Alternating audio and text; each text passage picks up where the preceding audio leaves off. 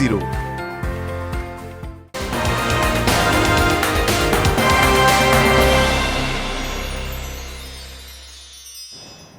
नमस्कार, स्वराज एक्सप्रेस देख रहे हैं आप। मैं हूं आपके साथ अनुराग सक्सेना। दिन भर की तमाम बड़ी खबरें आपको दिखाएंगे। शुरुआत हेडलाइंस के साथ। पिछले 24 घंटे में कोरोना का सबसे ज्यादा कहर, 195 लोगों की मौत, 3,900 से ज्यादा नए मरीज। अहमदाबाद से जौनपुर पहुंची श्रमिक एक्सप्रेस, यात्रियों से वसूला गया 700 रुपए तक का किराया, नहीं मिली कोई खास सुविधा। जेईई मेंस परीक्षा का ऐलान, 18 से 23 जुलाई के बीच कराई जाएगी परीक्षा। 26 जुलाई को नीट का एग्जाम। नॉर्थ दिल्ली को छोड़ देश भर में नहीं होंगी 10वीं की बची हुई परीक्षा। कोरोना से नुकसान पर राहुल गांधी ने नोबेल विजेता अभिजीत बनर्जी से की बात। अभिजीत बनर्जी की मोदी सरकार को नसीहत, कर्ज माफ कर लोगों तक कैश पहुंचाने की दरकार। और अधीर रंजन चौधरी संसद की लोक लेखा समिति के अध्यक्ष नियुक्त। लोकसभा में कांग्रेस के नेता हैं अधीर रंजन चौधरी। कमेटी में 19 और सदस्य शामिल।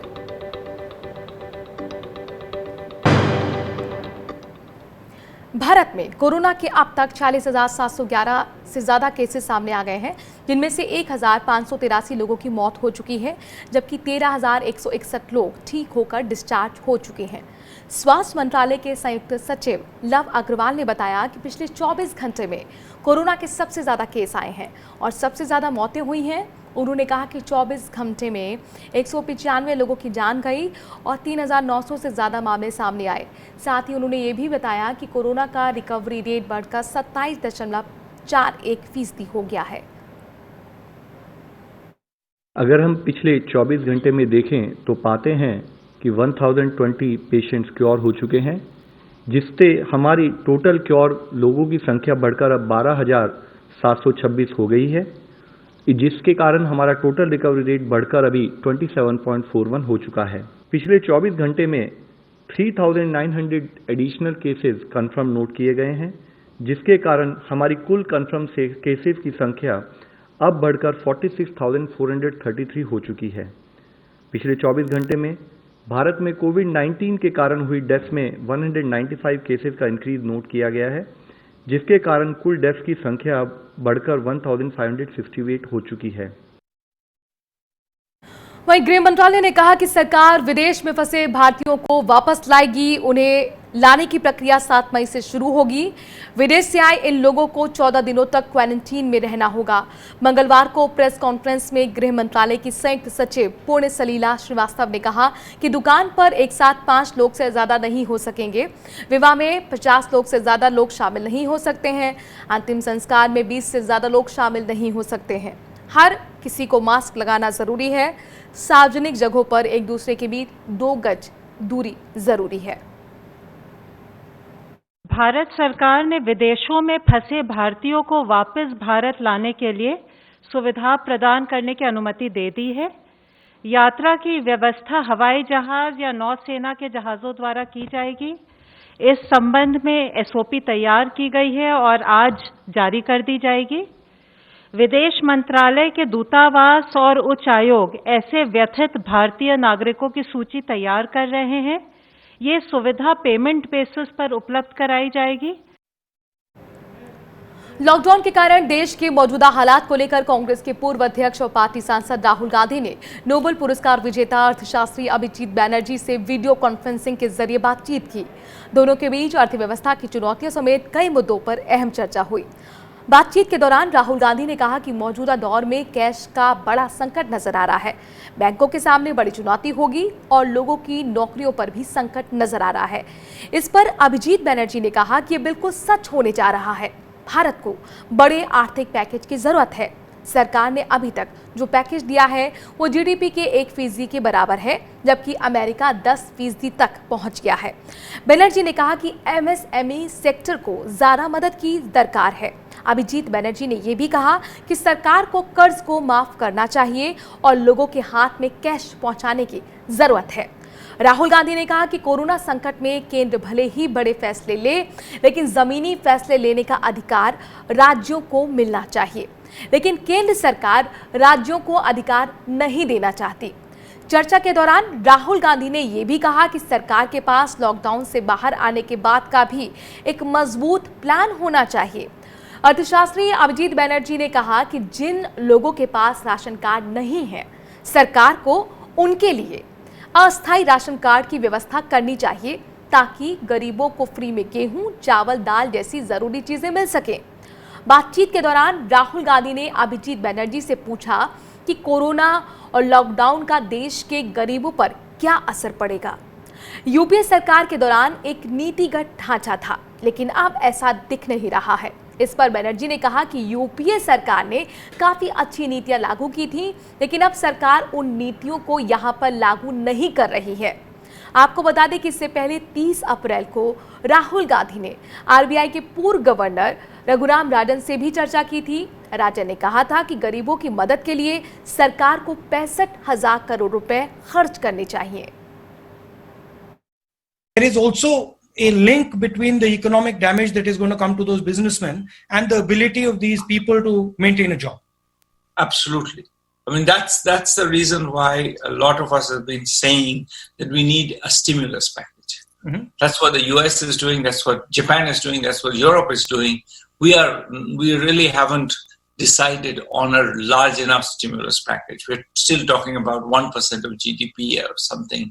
The US has gone for 10% of GDP. But there's a sense in which I think we have to, the MSME sector, mostly we have done one thing that I think is wise, which is to kind of put a moratorium on debt payments. I would say we could do more than that. We could even say that the debt payments for this quarter will be cancelled and will be taken care of by the government.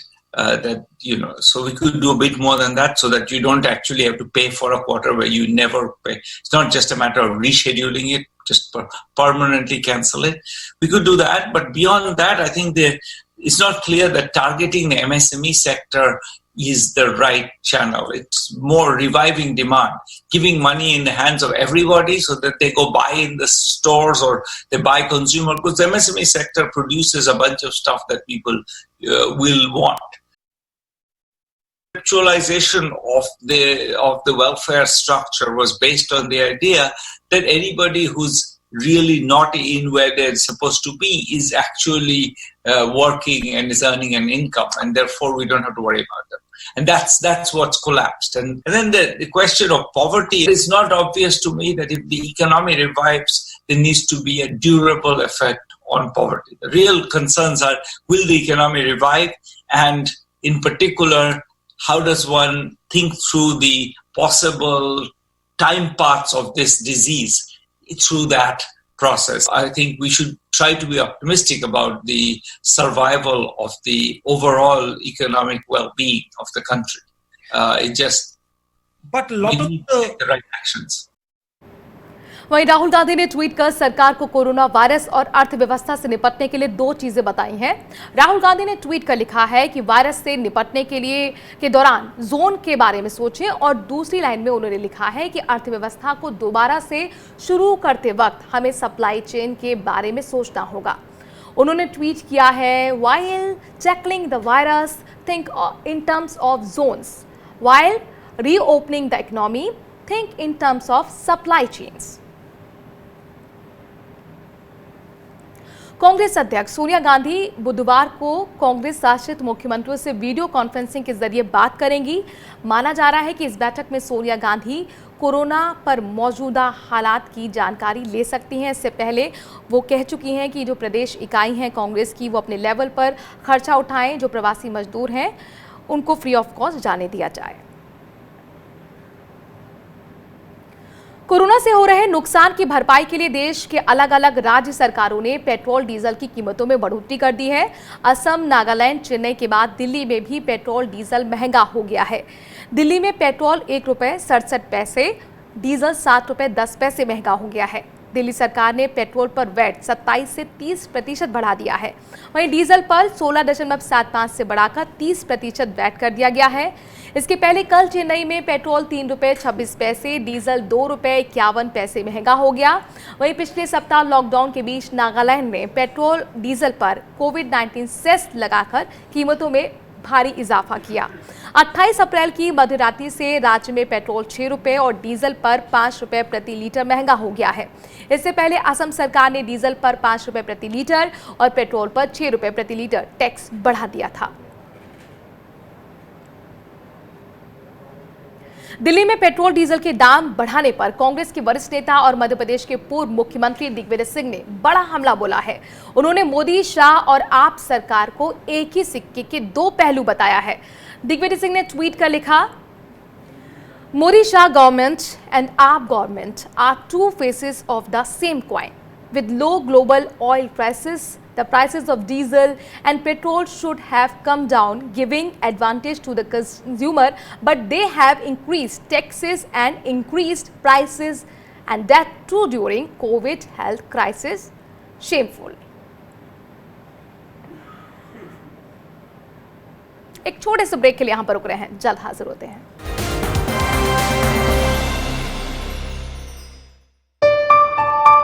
चलो इतिहास के कुछ पन्ने पलटते हैं, चलो उस दौर में कुछ दूर चलते हैं। हो बात ग्वालियर की या हो कहानी मुमताज की, बेगम नवाब की झलकियां या हो बात काले ताज की, हर तरफ पसरा यहाँ इतिहास है। यूं ही नहीं कहते सभी, मध्य प्रदेश तो कुछ खास है। वक्त के निशान।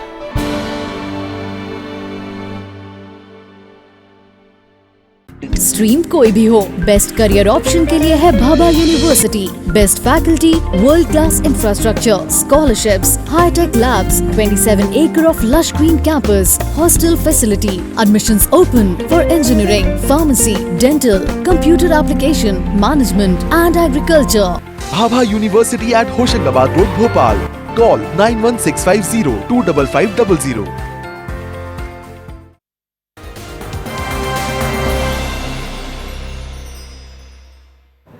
प्रवासी मजदूरों के रेल किराए को लेकर एक तरफ केंद्र और राज्य सरकारों की तरफ से दावे पर दावे किए जा रहे हैं, तो दूसरी तरफ हकीकत कुछ और है। अहमदाबाद में फंसे 1200 मजदूरों को लेकर साबरमती एक्सप्रेस रात करीब 1 बजे जौनपुर जंक्शन पहुंची। ट्रेन से आए हुए यात्रियों ने बताया कि बस में बैठते समय 710 रुपए लेकर एक पास दिया गया। बस के बाद जब ये ट्रेन में बैठे तो 24 घंटे से ज्यादा के सफर में इनको खाने पीने तक को नहीं मिला। ना तो राज्य सरकार और ना तो केंद्र की ओर से कोई सुध लेने वाला था। यूपी के 56 विभिन्न जिलों के यात्रियों को लेकर जब ट्रेन जौनपुर पहुंची तो डीएम दिनेश कुमार सिंह की देखरेख में स्वास्थ्य विभाग ने सभी की थर्मल स्क्रीनिंग की। फिर सभी यात्रियों को लंच पैकेट और पानी भी दिया गया। इसके बाद अलग अलग डिपो की 45 बसों से मजदूरों को उनके गृह जनपद रवाना कर दिया गया। कोरोना वायरस की वजह से कहाँ गए थे कि फंस गए थे आप लोग? सर वहाँ पे नौकरी धंधा काम करने के लिए। कितना पैसा लिया गया? 710 जी। टिकट है आपके पास? प्रवासी मजदूरों को घर भेजने के लिए रेलवे की तरफ से किराया वसूलने पर कांग्रेस ने एक बार फिर निशाना साधा है। कांग्रेस के कोषाध्यक्ष अहमद पटेल ने ट्वीट कर कहा है, रेलवे ने पिछले हफ्ते 3.5 करोड़ रुपए का कलेक्शन किया है। ये पैसा उन गरीब प्रवासी मजदूरों से लिया गया है जिनके पास पिछले 2 महीने से आमदनी का कोई साधन नहीं है। फिर भी कुछ प्रचार की फैक्ट्रियों ये दावा कर रही हैं कि ये सही नहीं है। उन्होंने कहा कि कांग्रेस ऐसे प्रवासी मजदूर की मदद के लिए समर्पित है जिनके पास ट्रेन से घर जाने के लिए पैसे नहीं हैं। राजस्थान के कोटा से बिहार के छात्रों को लेकर ट्रेन पटना के दानापुर पहुंच गई। इस ट्रेन से कुल 1150 छात्र आए। इस मौके पर प्रशासन और पुलिस के आला अधिकारी स्टेशन पर मौजूद थे। सोशल डिस्टेंसिंग का पालन करते हुए उन्हें ट्रेन से उतारा गया और स्टेशन पर बिठाया भी गया। वहां छात्रों की मेडिकल जांच और स्क्रीनिंग भी की गई। फिर उन्हें उनके गृह जिलों में बस में बैठाकर रवाना कर दिया गया। इस दौरान ड्रोन से भी बाकायदा निगरानी रखी गई। दूसरे राज्यों में फंसे मजदूरों की घर वापसी का सिलसिला लगातार जारी है। बेंगलुरु से श्रमिक एक्सप्रेस दानापुर स्टेशन पहुंची, जिसमें हजारों प्रवासी मजदूर सवार थे। स्टेशन पर उतरते ही प्रशासन और पुलिस के आला अधिकारियों ने सोशल डिस्टेंसिंग का ध्यान रखने का निर्देश प्रवासी मजदूरों को दिया, जिसके बाद उनकी मेडिकल जांच और स्क्रीनिंग भी की गई और जब सब कुछ ठीक पाया गया तो उन्हें बस के जरिए घर भेज दिया गया।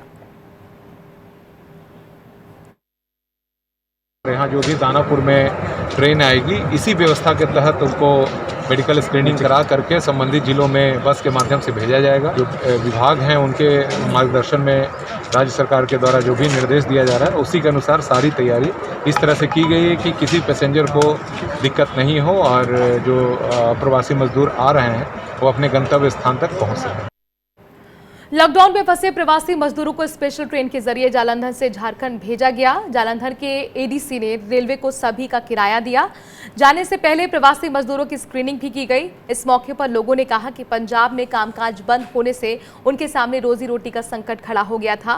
फैक्ट्री मालिक पगार भी नहीं दे रहे थे, इस वजह से घर लौटने के सिवा उनके पास कोई चारा नहीं था। मजदूरों ने कहा कि हालात सामान्य होने पर वो फिर पंजाब आएंगे। जालंधर एडीसी के मुताबिक 1200 के करीब प्रवासी मजदूरों को उनके घर भेज दिया गया है। ईंटे बबल का काम करते थे, अभी इस टाइम हमारे ये किराने के चक्कर से हमारा कारोबार बंद है।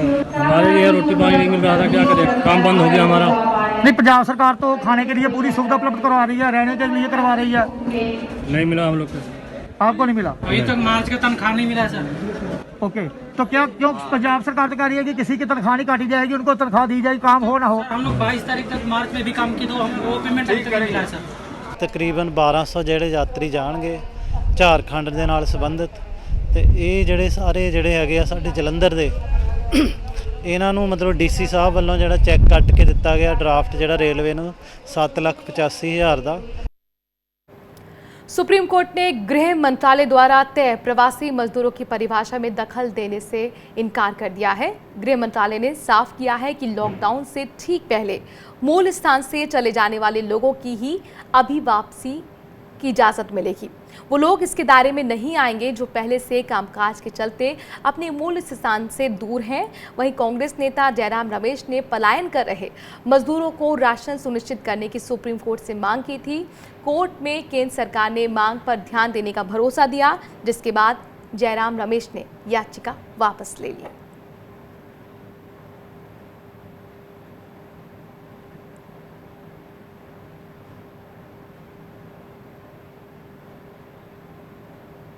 असम और बंगाल से बिहार के कटिहार आए 20 लोग क्वारंटीन सेंटर का ताला तोड़कर भाग निकले हैं। क्वारंटीन सेंटर के गार्ड ने जब इन लोगों को रोकने की कोशिश की तो वो लोग गार्ड को धक्का देकर सेंटर से भाग खड़े हुए। ये मामला कटिहार नगर थाना क्षेत्र के ऋषि भवन का है, जहां पर क्वारंटीन सेंटर बनाया गया था। ऋषि भवन क्वारंटीन सेंटर में दूसरे राज्यों से आए मजदूरों को क्वारंटीन किया गया था। आज सुबह ही इस सेंटर में भोजन नहीं मिलने पर लोगों ने खूब हंगामा भी किया। इस बीच जिन मजदूरों को क्वारंटीन किया गया था वो सेंटर का ताला तोड़कर भाग निकले। स्थानीय लोगों ने सेंटर से भागने वाले लोगों की तस्वीरें ली, वीडियो अपने मोबाइल में कैद किया, तब जाकर ये मामला प्रशासन तक पहुंचा। और दिल्ली में आज से शराब महंगी हो गई है। दिल्ली सरकार ने शराब पर विशेष कोरोना टैक्स लगाया है, जिससे शराब के दाम एमआरपी से 70% बढ़ गए हैं। हालांकि शराब के दाम बढ़ने के बावजूद लोगों पर इसका कोई असर नहीं दिख रहा। आज भी सुबह से ही शराब की दुकानों के बाहर लंबी कतारें लगी हुई हैं। सोमवार को लॉकडाउन में ढील देते हुए शराब की दुकानें खोलने की मंजूरी दी गई थी। इसके बाद शराब की दुकानों के बाहर लंबी लंबी लाइनें लगी थी। सोशल डिस्टेंसिंग का भी जमकर उल्लंघन हुआ। दिल्ली से सटे गाजियाबाद में लॉकडाउन के तीसरे चरण में कुछ व्यावसायिक गतिविधियां शुरू की गई हैं। जिले में सशर्त शराब की दुकानें सुबह 10 बजे से शाम 5 बजे तक खुलेंगी। इस दौरान लोगों को शारीरिक दूरी के नियमों का पालन करने के साथ ही मास्क लगाना भी होगा। कोरोना संकट से वित्तीय संकट से बाहर निकलने के लिए सरकारों ने शराब के ठेके खोलने की अनुमति दी है।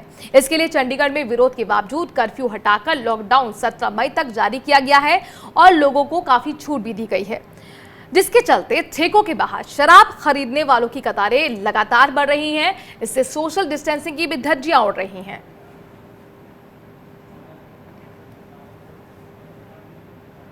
शौक बड़ी चीज है, ये तो आपने कई बार देखा और सुना होगा।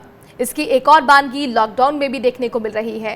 नैनीताल में सुबह से ही शराब के खरीदारों की लाइन लगी थी। इस बीच बारिश भी हुई, ओले भी गिरे, लेकिन शराब के प्रेमियों का जज्बा कम नहीं हुआ।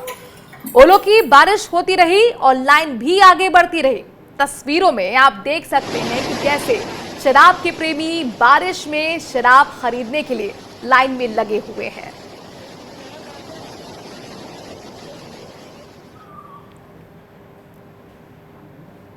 हांगकांग में इंटरनेशनल एयरपोर्ट पर लोगों को सैनिटाइज करने के लिए सुरक्षित और अत्याधुनिक व्यवस्था की जा रही है। हवाई अड्डा प्राधिकरण की ओर से किसी भी शख्स के पूरे शरीर को काफी सुविधाजनक तरीके से सैनिटाइज करने की व्यवस्था की जा रही है और इसका परीक्षण किया जा रहा है। इसका CLT टेक नाम दिया गया है। इसके माध्यम से वह 40 सेकेंड के अंदर किसी भी शख्स को पूरी तरह सैनिटाइज किया जाता है। तो सैनिटाइज करने वाली मशीन का परीक्षण किया गया है। हांगकांग के इंटरनेशनल एयरपोर्ट की तस्वीरें आप देख रहे हैं, जहां पर सिर्फ 40 सेकंड के अंदर आपकी पूरी बॉडी सैनिटाइज हो जाती है। चलिए इसी के साथ एक छोटे से ब्रेक के लिए यहां पर रुक रहे हैं, जल्द हाजिर होते हैं।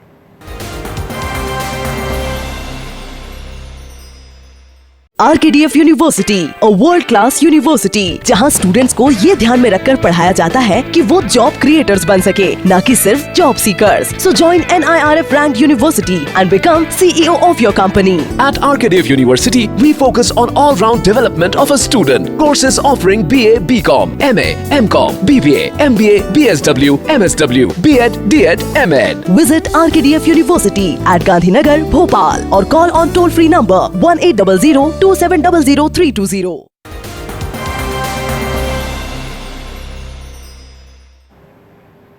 केंद्रीय मानव संसाधन विकास मंत्री ने CBSE की शेष परीक्षाओं नीट, JEE मेन को लेकर छात्रों की आशंकाएं दूर कर दी हैं। इस साल JEE मेंस की प्रवेश परीक्षा 18 से लेकर 23 जुलाई के बीच होगी। वहीं नीट की परीक्षा की तारीख भी घोषित कर दी गई है। इस साल नीट की परीक्षा 26 जुलाई को होगी। कोरोना संकट के कारण दोनों परीक्षाएं टाल दी गई थी। मानव संसाधन मंत्री रमेश पोखरियाल निशंक ने छात्रों से कहा कि वो निराश नहीं हो और जो भी समय मिला है उसमें अच्छे से तैयारी करें।